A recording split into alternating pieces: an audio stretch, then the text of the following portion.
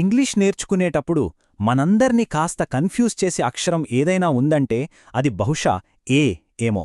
ఎందుకంటే దాని పలికే విధానం రకరకాలుగా ఉంటుంది. సరే, ఈరోజు మనం ఏ పలికే ఆ 3 శబ్దాల వెనుక ఉన్న ఆ రహస్యాన్ని చాలా సింపుల్గా ఛేదిద్దాం.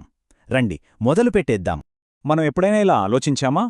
క్యాట్, కేక్, కాల్ ఈ 3 పదాల్లోనూ కామన్గా ఏ ఉంది.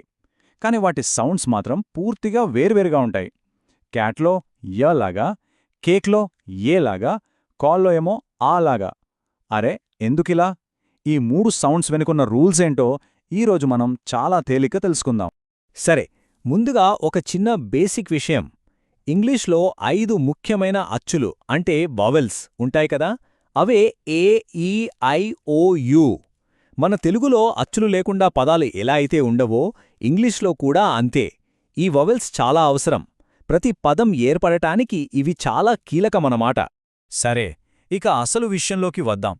ఏ యొక్క మొదటి ఇంకా చాలా కామన్గా వాడే సౌండ్ గురించి ఇప్పుడు తెలుసుకుందాం. దీన్నే షార్ట్ ఏ సౌండ్ అని పిలుస్తారు.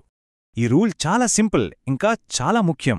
ఒక పదంలో వేరే ఏ వవెల్స్ అంటే ఈ, ఐ, ఓ, యు లాంటివి లేకుండా కేవలం ఏ మాత్రమే ఉందనుకోండి, అప్పుడు దాని సౌండ్ మన తెలుగులో య ఒత్తులాగా వస్తుంది.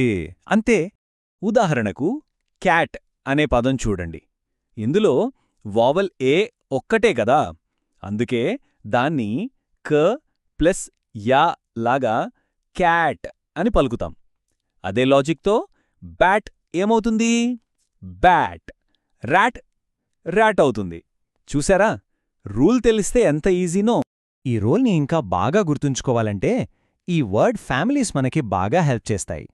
ఇప్పుడు యాట్ ఫ్యామిలీ తీసుకుంటే బ్యాట్, ఫ్యాట్, శాట్ అన్నింటిలోనూ ఆ చివర యాట్ సౌండ్ కామన్గా వినిపిస్తుంది కదా. అలాగే యాన్ ఫ్యామిలీలో క్యాన్, ఫ్యాన్, పాన్ అన్నింటిలోనూ యాన్ సౌండ్ ఉంది.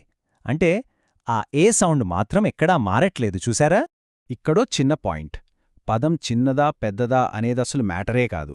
ఫర్ ఎగ్జాంపుల్, బ్లాస్ట్ ఇది పెద్ద పదం అయినా సరే ఇందులో ఉన్న వావెల్ ఏ ఒక్కటే.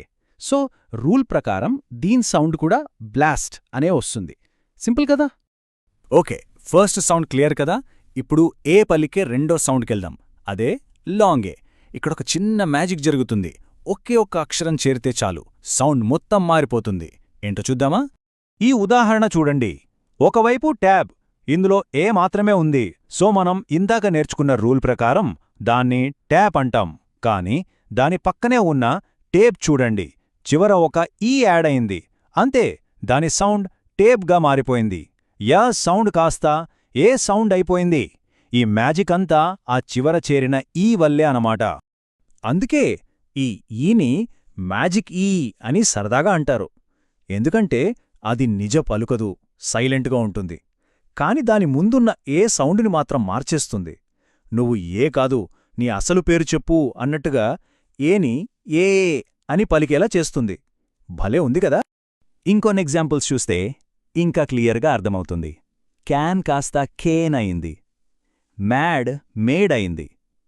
క్యాప్ కేప్ అయింది. చివరికి స్నాక్ కూడా స్నేక్ అయింది. చూసారా? ప్రతీ చోట అదే మ్యాజిక్, అదే ఈ పనితనం. ఈ రూల్ని ఒక చిన్న వాక్యంలో చూస్తే ఇంకా సరదాగా బాగా గుర్తుంటుంది. చూడండి. Kate wants to bake a great cake. She will make it on a plate. ఈ వాక్యంలో Kate, bake, cake, make, plate ఈ పదాలన్నింట్లోనూ ఆ ఏ సౌండ్ ఉంది. దీనికి కారణం చెప్పక్కర్లేదు, ఆ చివర ఉన్న మ్యాజిక్ ఈయే. అయితే ఈ ఏ సౌండు కేవలం మ్యాజిక్ ఈ వల్లే రాదు. ఇంకో 2 కాంబినేషన్స్ కూడా ఉన్నాయి. అవే ఏఐ ఇంకా ఏవై. వీటిని వోవెల్ టీమ్స్ అంటారు. అంటే జంటగా వస్తాయన్నమాట. వెయిట్, చైన్ లాంటి పదాల్లో ఏ తర్వాత ఐ వచ్చినా మనం పలికేది ఏ సౌండే, ఐ సైలెంట్.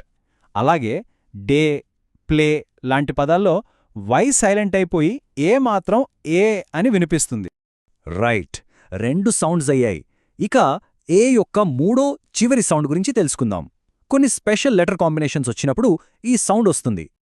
అవును, వినడానికి ఆశ్చర్యంగా ఉన్నా ఏ అక్షరం మన తెలుగులోని ఆ అనే సౌండ్ని కూడా ఇస్తుంది. ఇది ఎప్పుడంటే ఏ తర్వాత కొన్ని ప్రత్యేకమైన అక్షరాలు వచ్చినప్పుడు ఇలా జరుగుతుంది. ఆ కాంబినేషన్స్ ఏంటో చూడండి. ఏ తర్వాత ఎల్ కానీ ఎల్ఎల్ కాని వస్తే కాల్, బాల్, టాక్ వీటన్నింటిలోలాగా ఆ సౌండ్ వస్తుంది. అలాగే ఆ యు లేదా ఏడబ్ల్యూ వచ్చినప్పుడు కూడా ఆటో, డ్రా వీటిలో కూడా ఆ సౌండే.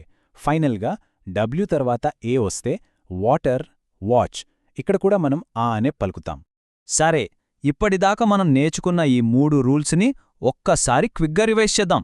అప్పుడు అన్నీ ఒకే చోట మనకు చక్కగా గుర్తుండిపోతాయి. ఈ టేబుల్ చూస్తే మొత్తం క్లియర్ అయిపోతుంది. 1 షార్ట్ ఏ అంటే యా సౌండ్. ఇది ఎప్పుడొస్తుంది? పదంలో ఏ ఒక్కటే వవల్గా ఉన్నప్పుడు, ఉదాహరణకు క్యాట్. 2 లాంగ్ ఏ అంటే ఏ సౌండ్. ఇది మ్యాజిక్ ఈ ఉన్నప్పుడు లేదా ఏఐ లేదా ఏవై లాంటి వవల్ టీమ్స్ ఉన్నప్పుడు వస్తుంది, ఉదాహరణకు కేక్. ఇక 3 డాటెడ్ ఏ అంటే ఆ సౌండ్. ఇది ఏఎల్ లేదా ఏయు లాంటి స్పెషల్ కాంబినేషన్స్తో వస్తుంది, ఉదాహరణకు కాల్. అంతే. సో ఈ 3 సింపుల్ రూల్స్ తెలిస్తే ఏ అక్షరాన్ని చదవడం ఇకపై చాలా తేలికైపోతుంది. ఇంగ్లీష్ నేర్చుకోవాలనే ప్రయాణంలో ఇది ఒక మంచి ముందడుగు. ఇప్పుడు ఏ కథ తెలిసింది కదా, మరి నెక్స్ట్ ఏ వవల్ గురించి తెలుసుకుందామో చూద్దాం.